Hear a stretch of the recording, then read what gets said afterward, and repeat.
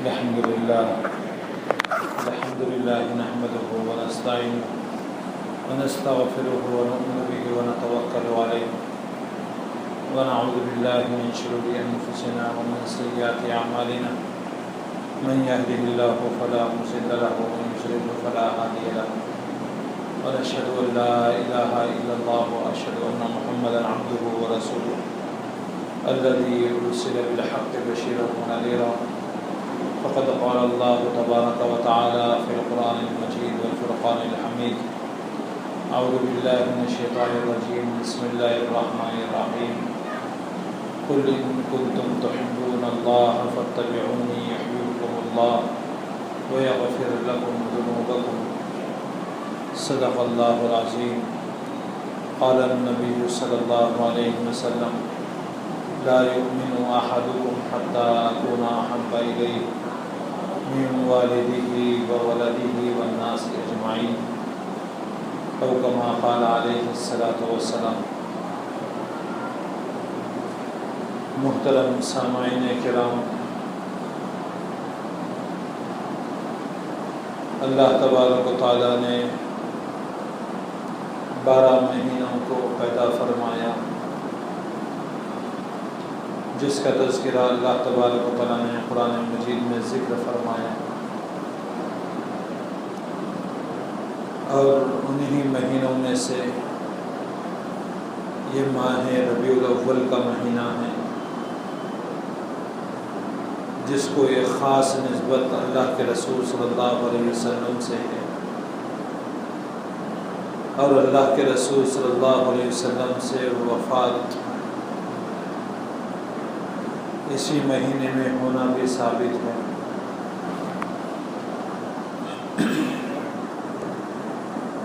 یہ بات تو روز روشن کی طرح عیاں ہے کہ آج ہم مومن کہلاتے ہیں، ایمان والے کہلاتے ہیں، اللہ والے کہلاتے ہیں، نماز ہمیں ملی، قرآن ہمیں ملا، اللہ کی معرفت ہمیں حاصل ہوئی۔ یہ تمام چیزیں نبی رحمت صلی اللہ علیہ وسلم کی محنتوں اور آپ کی قربانیوں اور آپ کی کاوشوں کے ذریعے سے اللہ تبارک و تعالیٰ نے ہمیں یہ عطا فرمایا، اور یہ بات بھی ہمیں ذہن میں رکھنی ہے کہ اللہ تبارک و تعالیٰ کا ایک بہت بڑا انعام ہوا، وہ یہ ہے کہ اللہ تبارک و تعالیٰ نے ہمیں ایمان کی دولت سے سرفراز فرمایا۔ یہ ایمان جس کے بارے میں اللہ تبارک و تعالیٰ نے کئی مواقع پر اسی ایمان کا تذکرہ کرتے ہوئے فرمایا، کہیں فرمایا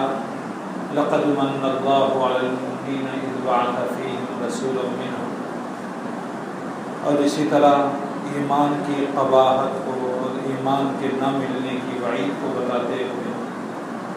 اللہ تبارک و تعالیٰ نے فرمایا ان الذین کفروا وماتوا وهم کفار اولئک علیہم لعنۃ اللہ والملائکۃ والناس اجمعین، کہ وہ لوگ جنہوں نے کفر کی حالت میں اور ایمان نہ لانے کی حالت میں انتقال کر گئے، وهم کفار اسی حالت کے اندر تھے، اولئک علیہم لعنۃ اللہ، ایسے لوگوں پر اللہ تبارک و تعالیٰ کی لعنت ہے۔ بس اللہ کی لعنت ہونا انسان کی تباہی و بربادی کے لیے کافی تھا، لیکن اللہ نے فرمایا ان الذین کفروا وماتوا وهم کفار اولئک علیہم لعنۃ اللہ، والملائکہ کا لفظ بھی استعمال کیا گیا۔ نوری مخلوق جتنی بھی اللہ تبارک و تعالیٰ کی ہے، فرشتے، وہ تمام کے تمام اس شخص پر لعنت بھیجتے ہیں جسے ایمان کی دولت نصیب نہیں ہوئی۔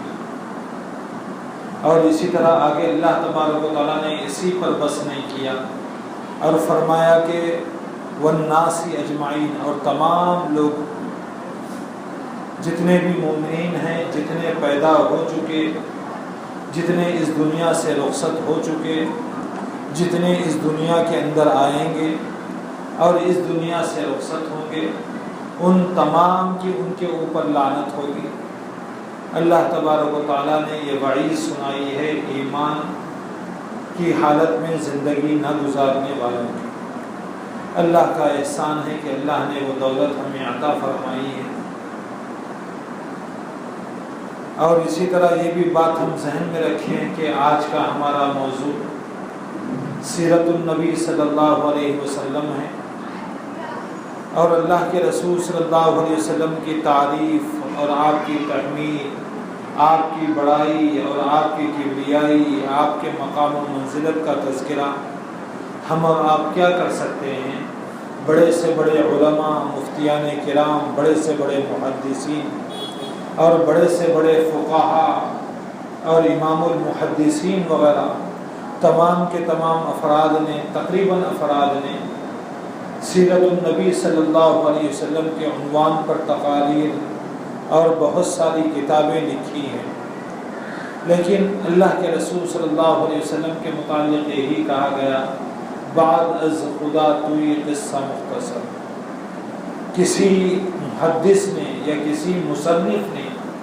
کبھی اپنی کتاب لکھنے کے بعد یہ دعویٰ نہیں کیا کہ میں نے اللہ کے رسول صلی اللہ علیہ وسلم کی تمام تعریفات اس کتاب کے اندر میں نے محفوظ کر دی ہے۔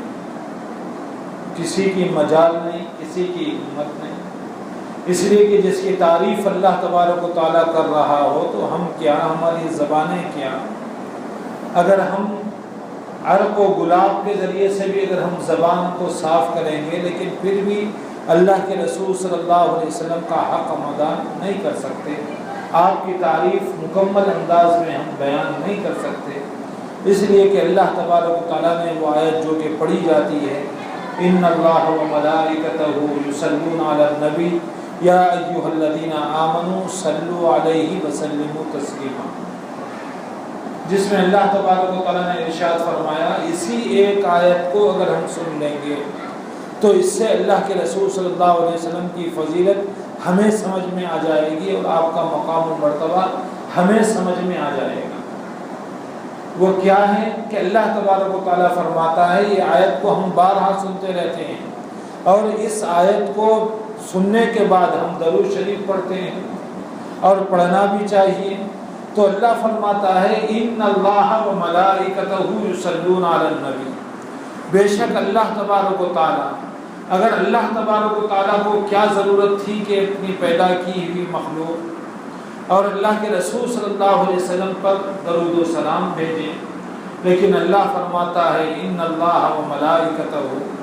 کہ بے شک اللہ تبارک و تعالیٰ، عربی دان جانتے ہیں اس کے اندر کہ مضارع کا لفظ یہاں پر استعمال کیا گیا، اور انا یہ حروف مشبہ بالفعل کہلاتا ہے جو کہ تاکید کے معنی میں آتا ہے۔ جیسے اس کی مثال ہم سمجھیں، اگر ہم یہ کہیں کہ بھئی شام میں آپ گھر کو آؤ گے، تو بندہ کہتا ہے کہ ہاں آؤں گا، لیکن پھر پوچھا جائے کہ بھئی کیا آئیں گے نا آپ، تو وہ یہ کہتا ہے کہ ہاں میں ضرور آؤں گا، یا ہماری حیدرآباد کے الفاظ میں یوں کہیں گے کہ میں کیسا بھی آؤں گا، یا میں آؤں گا ہی آؤں گا۔ اس کا مطلب تاکید کا ہوتا ہے، یعنی میں کسی بھی صورت میں انشاءاللہ آپ کے پاس آؤں گا۔ اسی طرح اللہ تبارک و تعالیٰ نے یہ لفظ استعمال کیا کہ کہیں بندے ایسا نہ سمجھیں کہ بھئی اللہ تبارک و تعالیٰ درود بھیجتا ہے یا نہیں بھیجتا ہے، تو اللہ نے تاکید کا جملہ استعمال کر فرمایا کہ ان اللہ و ملائکتہ، بے شک اللہ تبارک و تعالیٰ، و ملائکتہ، اور اس کے فرشتے۔ اب فرشتے کتنے ہیں، اس کی تعداد اللہ کے علاوہ کسی کو نہیں معلوم۔ ترمذی شریف کی روایت ہے، اللہ کے رسول صلی اللہ علیہ وسلم نے ارشاد فرمایا، آسمان پر 4 انگل برابر بھی جگہ ایسی نہیں ہے جہاں پر کوئی نہ کوئی فرشتہ اللہ تبارک و تعالیٰ کی عبادت میں مصروف نہ ہو۔ اور والطور و کتاب مستور، اس کے ضمن میں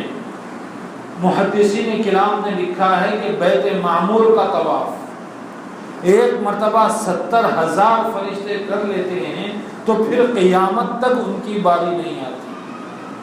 70,000 فرشتے، اتنی مخلوق۔ اور اسی طریقے سے پھر اب دیکھیں آپ، جبرائیل کی ایک الگ جماعت ہے، میکائیل کی الگ جماعت ہے، اسرافیل کی ایک ان کی الگ ٹیم ہے،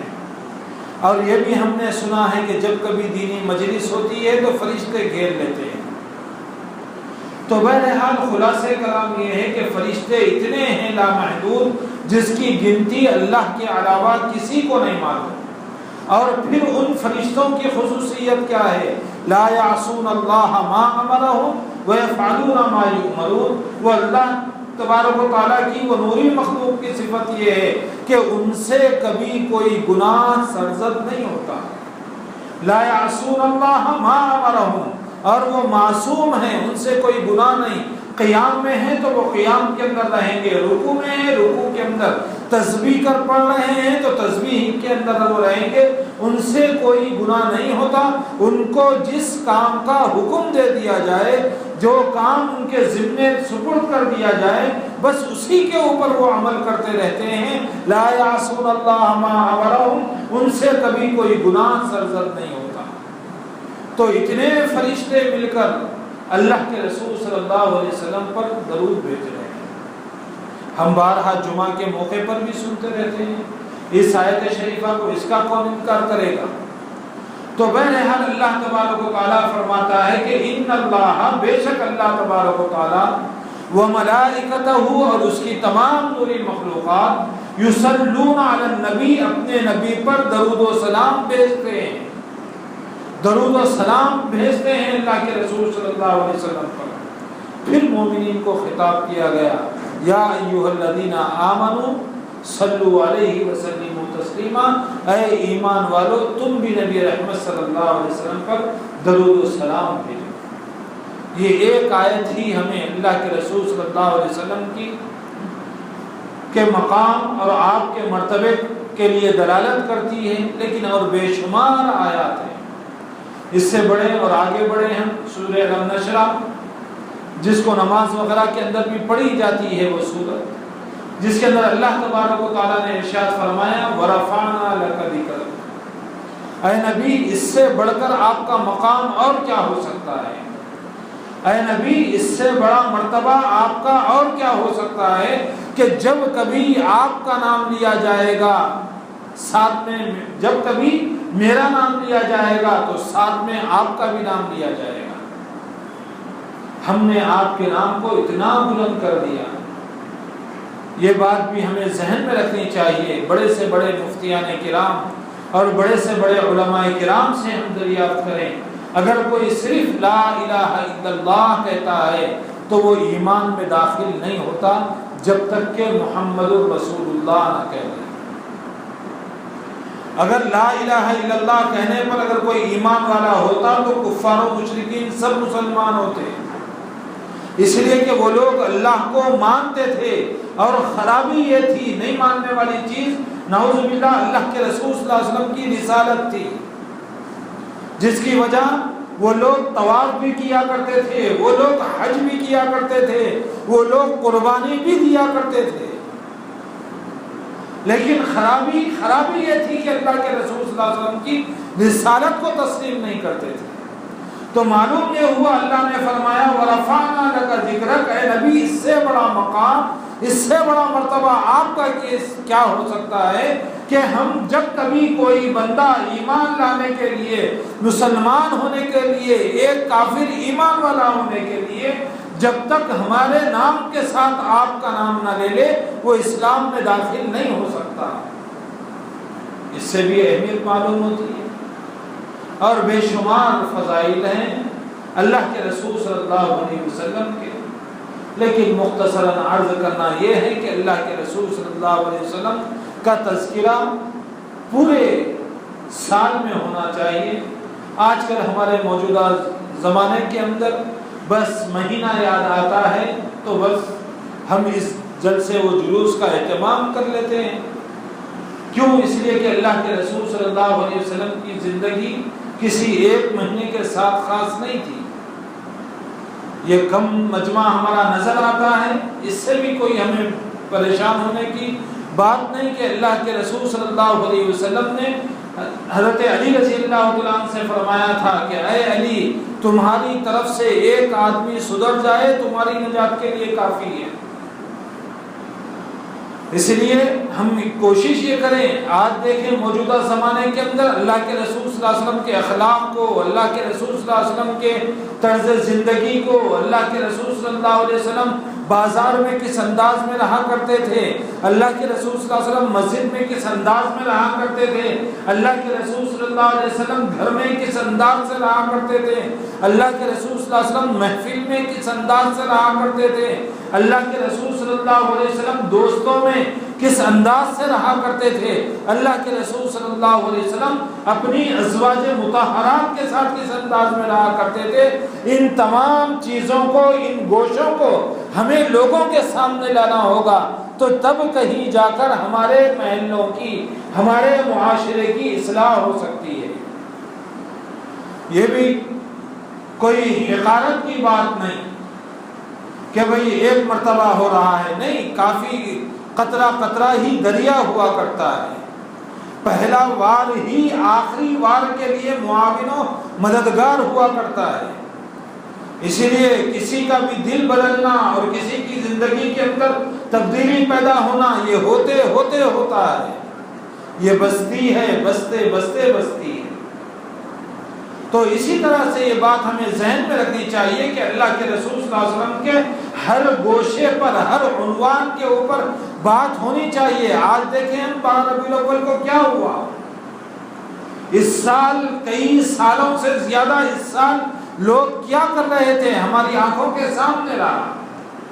جلوس نکالے گئے، کھانے کھلائے گئے، ہاں کھلاؤ اللہ کے رسول صلی اللہ علیہ وسلم کی نسبت سے، لیکن کس انداز میں کھلایا جائے؟ کیا گانے لگا کر، اسی طریقے سے میوزک جسے اللہ کے رسول صلی اللہ علیہ وسلم نے ناپسندیدہ عمل قرار دیا گیا، اس کو بجا کر اور کھلایا جائے؟ بہت اچھی بات ہے، کھانا کھلایا جائے، لیکن کس دن کھلایا جائے، کیا سمجھ کر کھلایا جائے، یہ بھی ایک مسئلہ ہے۔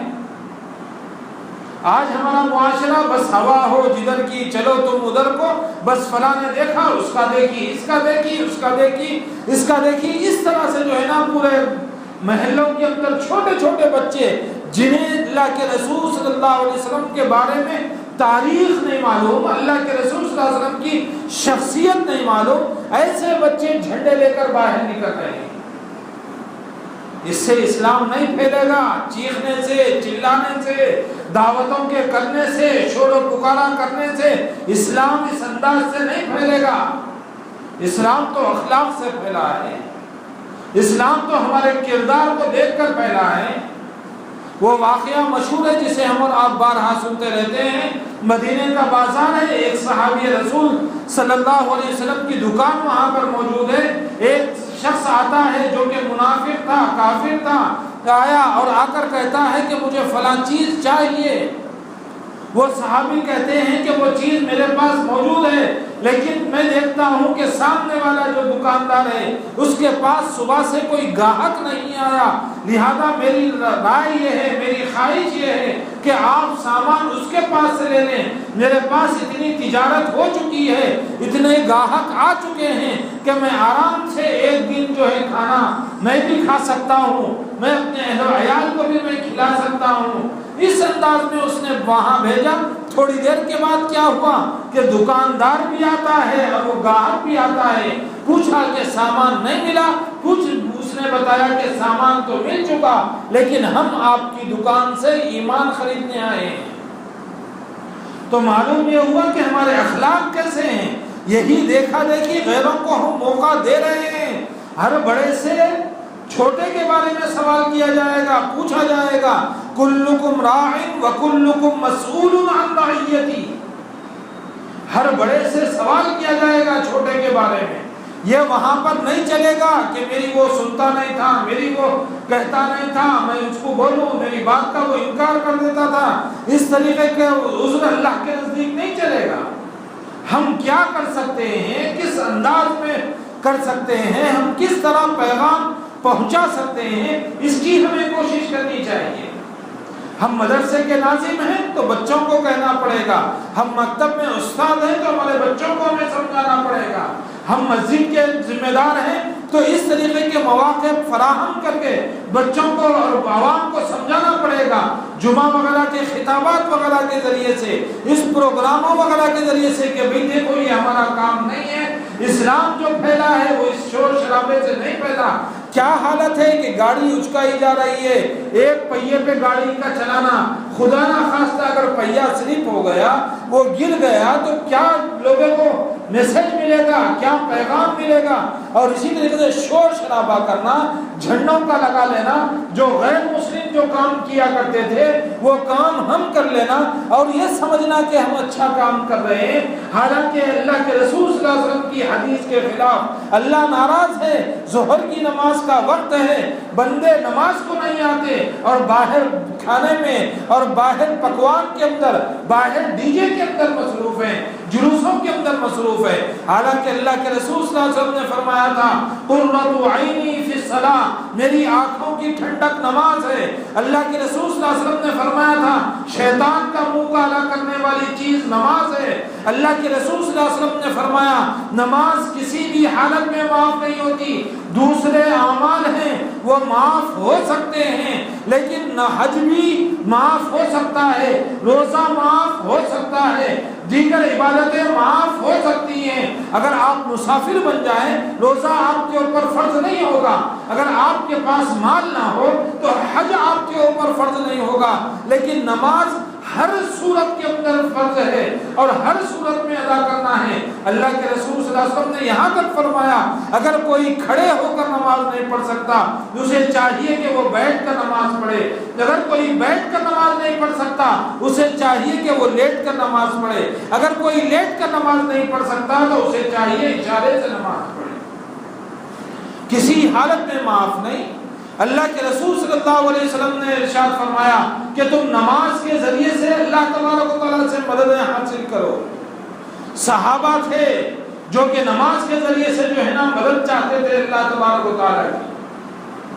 جیسے ہم دیکھتے ہیں معراج کے موقع پر جب اللہ کے رسول صلی اللہ علیہ وسلم نے نماز کا تحفہ لا کر صحابہ کو پیش کیا، اللہ کے رسول صلی اللہ علیہ وسلم کے اس فرمان پر صحابہ اتنا خوش ہوئے کہ آپ یہ سمجھتے تھے کہ اللہ تبارک و تعالیٰ سے بات کرنے کا ہمیں ٹیلی فون نمبر اور موبائل نمبر ہمیں مل گیا۔ آج کسی بڑے کا، وزیر اعظم کا ہمیں فون نمبر مل جائے کتنا پھولے نہیں سنبھالتے، اچھلتے رہتے ہیں، لیکن اللہ تبارک و تعالیٰ سے بات کرنے کا، چنانچہ وہ صحابی کا واقعہ مشہور ہے۔ ایک صحابی اپنے گھر گئے اور جا کر مصلی بچھایا اور 2 رکعت نماز پڑھنے کے ارادے سے مصلی بچھایا اور گھر والی سے فرمایا کہ مجھے وضو کا پانی لا کر دو۔ وہ بھی صحابیہ تھی۔ آج کل کی ہماری گھر والی ہوتی کہتی کہ مجھے طلاق پہلے دے دو، میں پانی بعد میں لاؤں گی، تمہارے گھر میں 3 دن سے کھانے کو کھانا نہیں ہے اور تم مصلی مانگ رہے ہو۔ لیکن وہ صحابی تھے کہ آپ نے کہا کہ نہیں، اللہ کے رسول صلی اللہ علیہ وسلم نے فرمایا کچھ بھی حاجت ہو نماز پڑھو اور اللہ سے مانگو، اللہ تبارک و تعالیٰ دے گا۔ 2 رکعت نماز پڑھی گئی، پوچھا گھر میں کچھ انتظام ہوا؟ فرمایا نہیں۔ پھر دوسری مرتبہ نماز پڑھی، پھر پوچھا انتظام ہوا؟ نہیں۔ تیسری مرتبہ سمجھ گئے صحابی کمی ہے تو میری نماز کے اندر ہے، اللہ کے رسول صلی اللہ علیہ وسلم کا فرمان جھوٹا نہیں ہو سکتا۔ ارے اللہ کے رسول صلی اللہ علیہ وسلم کے فرمان پر تو اپنے نگاہوں سے زیادہ اللہ کے رسول صلی اللہ علیہ وسلم کی نگاہ پر صحابہ اور صحابیات کو اعتماد تھا۔ چنانچہ میں ایک واقعہ بتاؤں، وہ یہ ہے کہ ایک مائی آئی اللہ کے رسول صلی اللہ علیہ وسلم کے پاس اور آ کر کہنے لگی کہ یا رسول اللہ صلی اللہ علیہ وسلم، میرے شوہر شہید ہو چکے، میرے بچے شہید ہو چکے، میں صرف یہ جاننا چاہتی ہوں کہ ان کا کیا حال ہے، ان پر کیا گزر رہی ہے۔ اللہ کے رسول صلی اللہ علیہ وسلم مسکرائے اور فرمایا کہ ہاں تمہارے بچے جنت کے اندر کھیل رہے ہیں، جنت کی کیاریوں کے اندر ہے۔ وہ اللہ کے رسول صلی اللہ علیہ وسلم مسکرایا اور پھر فرمایا اے مائی، اگر تو دیکھنا چاہتی ہے تو میں اللہ سے دعا کروں گا تو دنیا میں بیٹھے جنت دیکھ لے گی، تو اپنے بچوں کو وہاں پر دیکھ لے گی۔ وہ مائی کہتی ہے کہ نہیں، مجھے ضرورت نہیں ہے۔ اللہ کے رسول صلی اللہ علیہ وسلم کے جانے کے بعد، مجلس کی برخاستگی کے بعد صحابہ نے پوچھا کہ مائی کتنا اچھا موقع تھا، تو دنیا میں بیٹھے ہی جنت دیکھ لیا کرتی تھی، دیکھ لے سکتی تھی۔ اس مائی نے جواب دیا، وہ قابل غور ہے، اس نے کہا کہ میری نگاہیں دھوکہ کھا سکتی ہیں لیکن اللہ کے رسول صلی اللہ علیہ وسلم کا فرمان جھوٹا نہیں ہو سکتا۔ یہ عقیدہ تھا، یہ اللہ کے رسول صلی اللہ علیہ وسلم کے قول کے اوپر اعتماد تھا۔ یہی وجہ ہے نا، اس لیے تو اللہ کے رسول صلی اللہ علیہ وسلم کو نبوت ملنے سے پہلے ہی، نبوت ملنے کے بعد نہیں، نبوت کے ملنے سے پہلے ہی مکے میں آپ کو صادق الامین کہا جاتا تھا، آپ سچے ہیں، آپ امانت دار ہیں۔ تو بات یہ چلی کہ اللہ کے رسول صلی اللہ علیہ وسلم کے اس نماز کے تحفے کے بعد وہ صحابی تیسری مرتبہ سوچا کہ بھئی غلطی کچھ نہ کچھ نماز میں کمی میری ہے، اللہ کے رسول صلی اللہ علیہ وسلم کا فرمان غلط نہیں ہو سکتا، لہذا آپ نے پھر نماز پڑھی، اور نماز پڑھنے کے بعد جو ہے سو دیکھا گیا کہ گھر کے اندر جو چکی رکھی ہوئی تھی خود بخود اس میں سے آٹا آنا شروع ہو گیا۔ واقعہ مشہور ہے، نے 12 سنا ہے۔ کیا اعتقاد تھا، کیا اعتماد تھا، کیا نمازیں تھی۔ جب تمام برتن بھر چکے تو پھر دیکھنے لگے کہ نہ اس کے اندر جو ڈالی گئی، نہ گیہوں اس کے اندر ڈالی گئی، نہ کوئی دالیں اس کے اندر ڈالی گئی، نہ کوئی اناج اور کوئی غلہ اس کے اندر ڈالا گیا، کیسے یہ آٹا پیس کر آ رہا ہے۔ جیسے ہی اٹھایا تو آٹا آنا بند ہو گیا۔ اللہ کے رسول صلی اللہ علیہ وسلم کو یہ کیفیت جب سنائی گئی، یہ حالت بتائی گئی، اللہ کے رسول صلی اللہ علیہ وسلم نے فرمایا کہ اگر تم اس چکی کو نہ اٹھاتے قیامت تک جتنے بھی لوگ آتے اس سے سیلاب ہوتے۔ کیا تھا؟ صرف 2 رکعت نماز پڑھی تھی۔ صحابہ کا مزاج یہی تھا، 2 رکعت نماز پڑھتے تھے، اونٹوں کو زندہ کروا لیتے تھے، 2 رکعت نماز پڑھتے تھے، بیمار اگر ہوتے 2 رکعت نماز پڑھ کر صحت یاب ہو جایا کرتے تھے۔ صحابہ کا تو معاملہ یہ تھا کہ اگر تسمہ بھی اگر ٹوٹ جاتا تو اللہ تبارک و تعالیٰ سے دعا کر کر مانگ لیا کرتے تھے۔ اللہ تبارک و تعالیٰ مسبب الاسباب ہے، اسباب مہیا کر دیتا تھا۔ بہرحال محترم سامعین کرام، خلاصہ کلام یہ ہے کہ اس مہینے میں جو ربیع الاول میں آج ہمارے معاشرے میں جو رسومات ہیں، جو بدعات ہیں، جو خرافات ہیں اور ایسے واہیات ہیں جو جس کو دیکھ کر ایک دل میں ایک کڑن ہوتی ہے اور دل کے اندر ایک تکلیف ہوتی ہے کہ بھئی ہم غیروں کو میسج کیا دے رہے ہیں۔ ظاہر سی بات ہے، تنگ آمد تو جنگ آمد۔ ہیرا اپنے پاس ہے تب بھی قیمتی ہے، ہیرا غیروں کے پاس ہے تب بھی قیمتی ہوگا۔ دیکھیں کیا اخلاق ہم نے پیش کیا۔ ارے بھائی بعض محلوں کے اندر تو بھیک مانگ مانگ کر دعوت کی گئی، بھائی آپ کو اتنے دینا پڑے گا، بھائی آپ کو اتنا دینا پڑے گا۔ کیا اللہ کے رسول صلی اللہ علیہ وسلم محتاج ہیں ہمارے اس کھانے کے؟ محرم کے دن بھی ایسے ہی ہوتا ہے، شربتیں پلائی جاتی ہیں اور وہ بھی اسی طریقے سے تم شکر لا لو، تم گڑ لا لو، تم وہ لا لو۔ یہ کھٹے شربتوں کی کیا ان کو حضرات حسنین کو ضرورت ہے؟ نہیں، ہم کدھر جا رہے ہیں؟ اخلاق کے ذریعے سے اسلام پھیلا، ایمان پھیلا۔ جو بوڑھیاں اللہ کے رسول صلی اللہ علیہ وسلم پر روز کچرا ڈالا کرتی تھی، ایک دن آپ کے اوپر کچرا نہیں ڈالا گیا، دونوں کو لے کر آپ اندر گئے بوڑھیا کے پاس، وہ کانپنے لگی، تھر تھرانے لگی کہ آج مجھ سے اللہ کے رسول صلی اللہ علیہ وسلم بدلہ لیں گے، لیکن آپ نے جا کر چون چلا کچھ نہیں کیا، بس خیریت پوچھی کہ تو کس طرح سے۔ بس یہی ایک بہانہ تھا اسلام میں داخل ہونے کا۔ تو بہرحال تمام باتوں کا خلاصہ یہ کہ اس مہینے کے اندر آج ہماری طرف سے پیسے ضائع ہو رہے ہیں، وقت ضائع ہو رہا ہے، اور اسی طریقے سے ایسا کام بھی نہیں کیا جا رہا جس کی وجہ سے اللہ کے رسول صلی اللہ علیہ وسلم کی جو آنکھوں کی ٹھنڈک ہے اس ٹھنڈک کو پورا کیا جائے، اللہ کے احکام جو ہیں اس کے اوپر عمل آوری کی جائے۔ نہیں، بس نعروں کے اندر، پٹاخوں کے اندر کیا بتائیں، حالات ہمارے سامنے ہیں۔ بعض علاقوں کے اندر 3 لاکھ کا خرچ آیا ہے، مانگ مانگ کر 3 لاکھ کا خرچہ لوگوں سے مانگ کر دعوت کی۔ کیا ضرورت تھی؟ بن بیاہی بیٹیاں بیٹھی ہوئی ہیں گھروں کے اندر۔ ارے اگر ہم چاہتے تو 3 لاکھ کے اندر کئی گھرانوں کے اندر گھرانوں کی شادیاں ہو جاتی ہیں۔ اس غریب سے پوچھیں